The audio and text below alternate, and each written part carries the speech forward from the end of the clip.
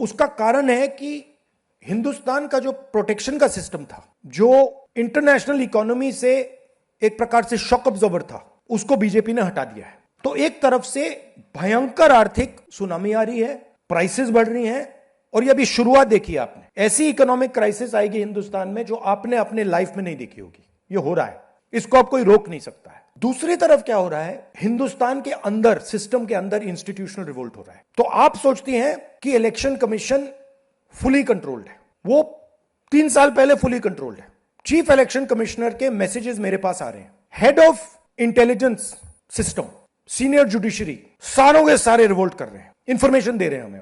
तो जो कंट्रोल का सिस्टम था एक तरफ से, वो कोलैप्स कर रहा है अंदर से, क्योंकि लोगों को दिख रहा है कि जनता का प्रेशर अब ऐसा भयंकर आएगा, अगर हम इस रास्ते पे चलते गए तो हमारे लिए रिस्क हो जाएगा।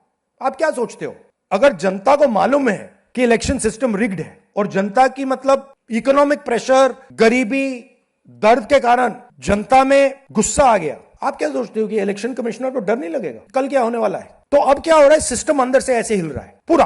और मैं आपको ये बता दूं कि मेरे पास इंफॉर्मेशन आ रही है, सिस्टम मुझे इंफॉर्मेशन दे रहा है, मोदी जी के बारे में, शाह जी के बारे में, उनके बेटों के बारे में, मिनिस्टर्स के बारे में, अजीत डोवल के बारे में पूरा इंफॉर्मेशन है, धड़ाधड़ धड़ाधड़ धड़ाधड़ हमारे सिस्टम से आ रहा है। अब यह हो सकता है कि जनता के प्रेशर को यह सप्रेस करने की कोशिश करें, इमरजेंसी जैसी चीज कर दें, हो सकता है। बट अब हम दूसरी स्टेज में जा रहे हैं। पहले हम फुल कंट्रोल स्टेज में थे, अब ये आउट ऑफ कंट्रोल जा रहा है इनके। मैं मोदी जी के पास जाता हूं, जब मीटिंग में जाता हूं, मैं आपको बताऊं, मेरे पास मोदी जी के पर इतना इंफॉर्मेशन है, मोदी जी जानते हैं, मैं भी जानता हूं। जब मैं उनसे मिलता हूं, भैया आंख में आंख लगाना रहा,